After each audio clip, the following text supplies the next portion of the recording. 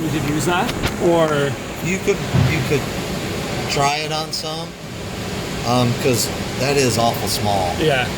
But it did pick it right up. Basically, you have line mode, so you're reading a line, edge, if you wanted to read the edge of the paper, or it could even be edge of a color. When it's solid, like that job you had on yesterday with all the black and orange, I think it was. So that would be these. That reads an edge, regardless if it's print or actually the edge of the sheet. You can tell it which side of the line you want to read, or do you just want it to be centered, like this real thin line? So that edge, where you have this selected, if you just tell it you're reading one edge of it, it'll ignore the fact that it's colored on. All right, so like if you're on the left side, it will read off to the that right? print as an edge. All right. So it's still a line sensor, and that it's reading print instead of an actual edge. Yeah. You can make it darker and lighter, but I suggest you don't mess with those, because when you get them way out of whack, it's impossible to get them back. All right.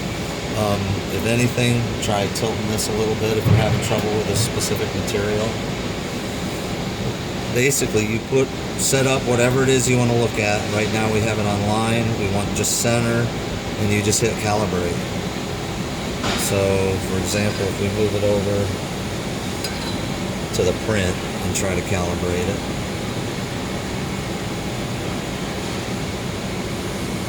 It actually happens to be right on that T, so it liked that. It sees that edge of that T.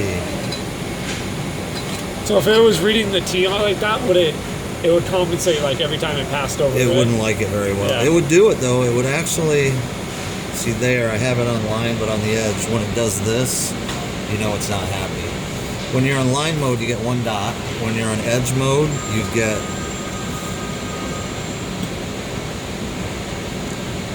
solid bars. Excuse me. Hang on just a second, I had asked him something. Switch it to this one from that one. Always servo center before you switch over here. All right, so the switch on the back, we have to turn off for this mode? Correct. Like right now, even though it sees the edge, it's not guiding it anywhere. All right. Until you turn it on, then right. this one takes over. Nice. So it's back here, it says L and R. You can't see it, but it actually says left and right. And so, just to be sure, depressed is for the line guide, and out pressed is for. In is for that one when it's flush. That's this one. Okay.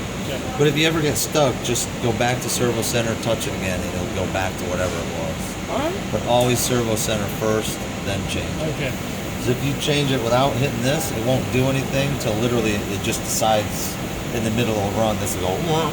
Oh, until it it either goes center and like it's a brain fart and says, "Oh, I got to guide this way." That's handy. There is FMS. Do you have the little manual that came with it? No, You can go don't online. have any of the manuals. FMS is really good. Okay. I mean, Steve Leibold, I think is his name. He can, anything you want to know about it, he knows off the top of his head. Okay. And they're right in Chicago, or one of the offices I talk. If I ever have trouble, I call Steve and he just says, "Oh, do this."